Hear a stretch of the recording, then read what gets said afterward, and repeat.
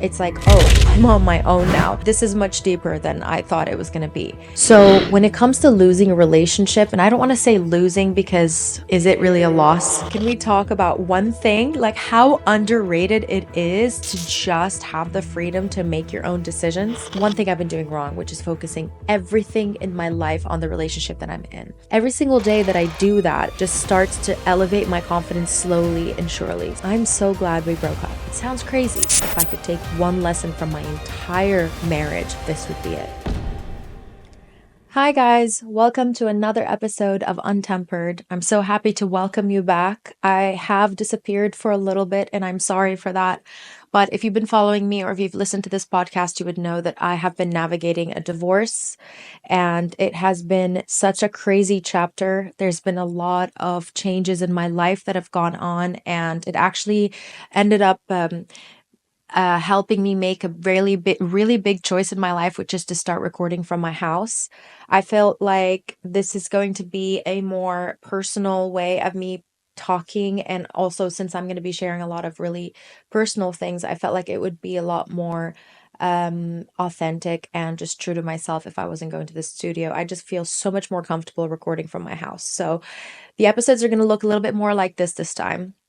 But yes, it has been such a hard chapter. There has been so much transformation going on in my life. I feel like there has been progression, there has been regression. There has been just times where I feel like I've gone back 100 steps, and then there's the times where I'm just like, okay, this is the most scary but also exciting chapter ever that's going to happen in my life. And I really need to be compassionate with myself and take it easy. So this is why I took a little bit of a break from the podcast, but I'm so excited to actually be able to have, honestly, the courage to just come back and talk to camera because I have not felt like it at all recently.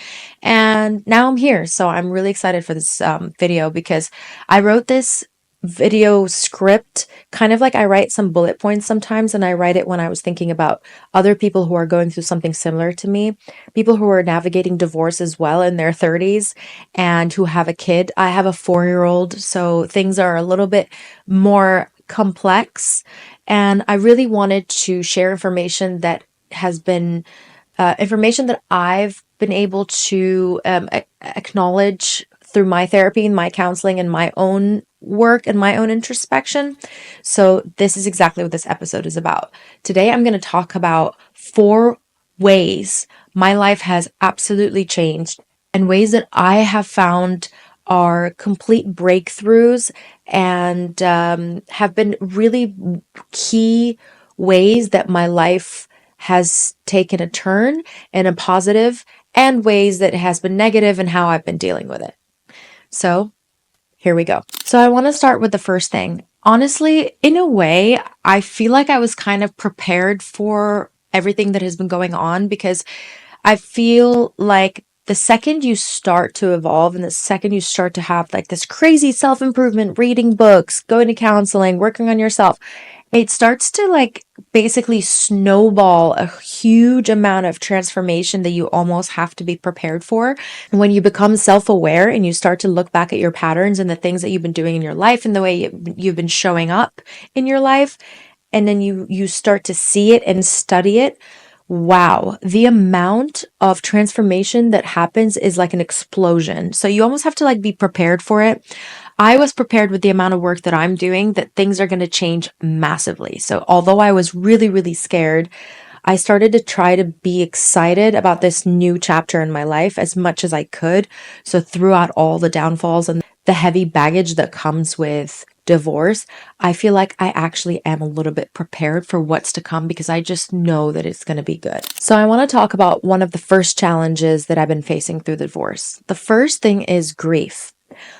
I feel like we never really are equipped with any tools to understand how to deal with grief. First of all, if somebody loses someone, usually it's sudden and it kind of is such a heavy feeling, probably one of the worst feelings ever. And dealing with loss is just not something that comes naturally to us. And I think with me, personally, I have lost my father at a very young age. He just literally like picked up and exited my life. I thought he passed away at the time. It was a very complicated story. And I just didn't really know how to deal with it. It took me years to understand that that was a really suppressed feeling that I've had that was actually showing up in a lot of the patterns in my life. So when it comes to losing a relationship, and I don't want to say losing because is it really a loss? Um, I think that the grief is the biggest part. A lot of us try to kind of jump onto this like bandwagon of being like, okay, quickly, let's go. We're healed. We're going. We're going to meet new people. We're going to get out. We're going to drink. We're going to have fun. And we're going to not actually deal with it. And you continue to mask this really important emotion that just needs to be felt. You need to feel the grief. You need to feel the impact of the loss. So the thing with grief is some days I feel like I've made such a progress. And then it just feels like you could easily take like 100 steps back and it could all be triggered by like something really simple, like a smell or an experience or somebody that looks like the person. For me, with my dad, it was songs. Like if I heard this Arabic song that would go on and every single Arabic restaurant would play this exact same song, I would be instantly removed and put into my childhood bedroom, and I would be missing him and feeling his touch and how he hugged me and all the affection and the positive things that he was bringing into my life. I would almost forget the abuse and the things that he's put me through, which is just shows you how powerful our brain is. And the only way that I was able to actually reframe this experience is by actually dealing with the grief. And by that, I mean like doing CBT or EMDR, where you are with on a guided session with a professional who has the expertise and can guide you through the feelings and help you reframe them. EMDR is ways where you can like move your eyes or do things with your body that can tell your brain that you are safe and that you are okay when those memories come up. Now, grief in a marriage is something completely different, but also feels just as heavy. For me, it's like the fact that I've been a unit with this person for such a long time, and now I'm just kind of not. It feels like a complete transformation, and the emotional baggage that comes with that is really, really draining. So I've had to bring myself back from letting myself get so sucked into that emotion of the loss of it and try to actually find the positives. And I know it's so hard when you lose someone or when you have a massive breakup to find the positive, but I promise you, if you start journaling and writing things down, when you look deep, deep down and you try to actually find positive things in the loss of a relationship or in the breakdown of a marriage, you will find some things that you can write down. I have become so much stronger from the loss of my father. I have been able to deal with other people and their grief a little bit better when I've been able to be a better support system to them. I've been able to see how his exit from my life, how it has impacted my mom in a better way and has made her feel a little bit more freedom because he was not a consistent father. So I have actually dug really deep to try to find those things. And it all was with a really focused journaling sessions that I made myself do. The second thing for me has been like an identity shift. There's like this initial shock. You've been a unit with this person. There's this huge discomfort and being like, wait, I'm by myself now. There's always a dependency in relationships. And I think we don't really realize it until the relationship ends or until the partner leaves for some reason. And it's like, oh, I'm on my own now. This is much deeper than I thought it was going to be. Yes, you've been part of a unit. Every decision, every plan, every even like, I guess, emotion has always been intertwined with the other person. And all the feelings that they've had, I always used to feel very impacted by my partner's feelings. So his mood would directly impact mine. And I just felt like my needs and wants always had to align with his needs and wants only because we were a unit. Like, even if he didn't force me, I was always like, well, what do you want to do? So there's a huge shift that happened there. And I've realized that at first, just like everything else, it's going to be very, very uncomfortable and it's going to be something that I'm missing. But I've come to realize that the particular part of transitioning into the single life itself is actually the most exciting part. Like, wait, can we talk about one thing? Like how underrated it is to just have the freedom to make your own decisions. And granted, in the beginning, decision making was like not my strongest suit. Like I realized that I'm actually a very indecisive person. But that actually made me find that the breakdown of the marriage made me find that out. And I started to work on that. And it's made me a stronger person. I feel more confident now that I've been able to make my own decisions. And even if it's a hard decision to make, the fact that I take that time to try to understand what decision is the best for me has given me a boost for my self esteem. In this particular part, I feel like the bad thing for me has actually been the best thing for me. I did not realize how much of myself I was letting go of by being dependent on someone else. And I've also learned that healthy relationships don't have to be where you give yourself to someone else or you give yourself to the relationship. Like, he didn't ask me to do that, but that's the way that I thought love was. And now I'm seeing that in my next relationship, the most important part of it is for both of us to be independent and free and then come together as a unit when it is needed, but not having to consistently depend on each other and depend on each other's opinions, needs, wants, and compromise consistently to try to morph yourself into what the person wants you to be or what you think the person needs. So, yeah, making your own decisions, totally underrated. So, let's talk about the third thing. The third thing for me has been co-parenting. When we had Callie, obviously, divorce was never ever even a thought in my head. Like, I never thought, oh, one day we're going to have to co-parent. I thought, okay, we are parents and we're a unit. And now I'm not sure like how long this has just been kind of like a very much an intention in my therapy, but my main focus right now is to be able to co-parent with Oliver as much as healthy and as efficiently as we can. The only thing that is like, I love my daughter so much. Like, she is my biggest treasure. She's the best thing that's ever happened to me. If I don't do anything else in my life, I consider myself to be the luckiest person alive. She has been such an incredible lesson for me and for him. And you know what? One of the hardest things to navigate is to not bring in our own shit into her life. Separating your own relationship from the kid, that was our main intention. And this is like the best thing that we could possibly have done. It is so hard, don't get me wrong. Like, we have had days where we've had tiffs and it's like I didn't want to talk to him or we've argued over the phone, but I gotta say, like, we have continuously worked so hard to try to make sure that we do not bring our bullshit into her life. In a way, I'm so glad we broke up. And I know that sounds insane, right? It sounds crazy, but hear me out.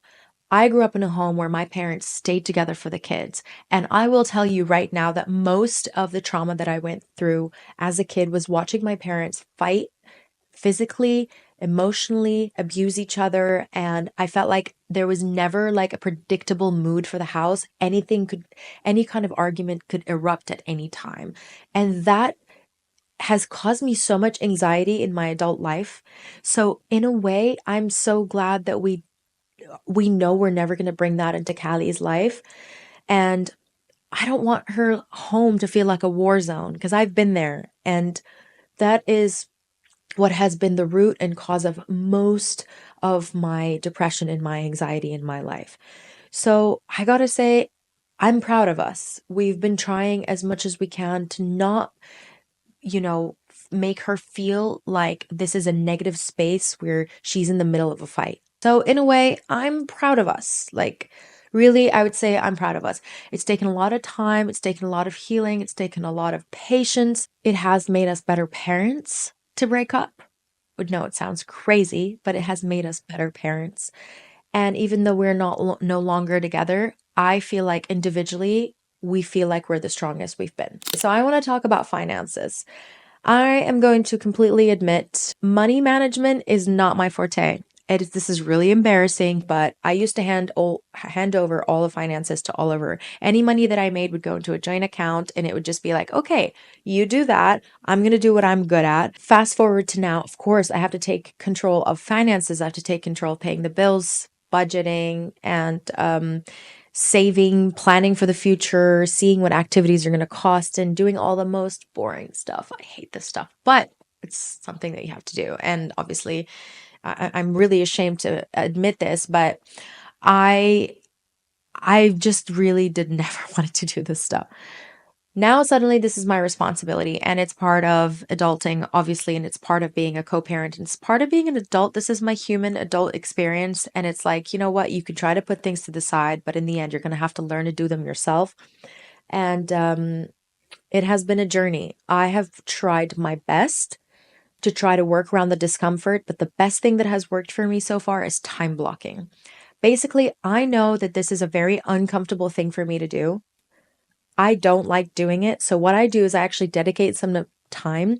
And like, for example, I would say Tuesday from 12 to 2, I'm going to sit down, I'm going to do bills, I'm going to think about all the expenses, go through expense sheets, and then the budgets and everything we need to do. And I'm going to do that, and it's going to be done with, instead of me just worrying about it day by day, and every single day going, oh my God, oh, I just got a bill. I need to go pay it. Oh, but wait a minute. I need to go through the bill. And I now just dedicate literally a time block. And it has absolutely changed my life, that helped me become more organized. And to be honest, this is another part of my growth that I didn't even expect. I, again, have been able to feel more confident taking charge and doing my own human experience, like just living my own truth by paying my bills, budgeting my life, taking care of Callie, taking care of myself, knowing what's coming next without having to rely on anybody else. That is so, so empowering. Another part of divorce is actually allowing yourself to embrace new opportunities. This is something that's really crazy for me because I've always been very ambitious. I've always been so like goal oriented, and I've always had so many dreams. I am such a dreamer. Even my teacher from school when I was a kid, I remember, used to always be like, stop daydreaming. She used to always watch me kind of gaze off into the distance and just basically gaze off into nothingness and just dream. And that's me. And I'm still that person. I have so many dreams. I have big goals. I have high standards. And I think in a little bit of the relationship, I lost myself a little bit. And again, this was my choice. I believe that this is what I needed to do, is just kind of put everything on the back burner and just kind of move on and focus on love. But now I'm trying to embrace new opportunities. There is like usually no stopping me and nothing coming between me and my dreams. But here's the thing that I really did learn. There's one thing I've been doing wrong, which is focusing everything in my life on the relationship that I'm in. The healthy relationship should not mean that you mute your own dreams to align with someone else's. And in order to maintain a healthy relationship, you both should be unstoppable towards your dreams. Your dreams don't have to be the same, but you can go towards them at your own path individually. I have to reiterate this because this has literally been the biggest lesson. If I could take one lesson from my entire marriage, this would be it. So now I see how much I've been missing out on. I mean, I really didn't even have like the energy to like read my emails. I was just constantly worried about like how he was and how his mood was and how his work was going. He was really good at still focusing on his work and continuing his path. But now I've just realized that I've missed out on so much. And now I'm kind of playing catch up, and I'm realizing how many opportunities are out there. The first thing I did is I got stuck in to communities, groups, got reunited with the world, and went back to trying making new friends and making new connections, and just literally sitting down with somebody and just creating a friendship and giving them a chance to be a part of your life. That in itself just basically catapults this huge era of friendships and connections and opportunities. Something that I was kind of like going on in my relationship, like with blinders on. So you know what? I actually feel a lot more confident doing this as well. The more opportunities that come my way, the more I'm confident, the more I see that I need to be more interactive with the world and more interacting with my own job and more with my passion and continually working on my podcast and on myself and skydiving and all the things that I love doing and not losing touch of who I truly am. Every single day that I do that just starts to elevate my confidence slowly but surely. And my confidence keeps going up and up and up. Up and up, and I become more and more and more and more empowered. And I'm doing this all myself. So it's not something where you need to wait for someone else to come to you and tell you, you need to be empowered. You need this opportunity. You got to just get out there and do it yourself. Start by making friends, start by going back into the community and giving yourself a chance to live. One of the biggest ways that I've been feeling like I am becoming more confident is actually doing this exact thing that I'm doing right now.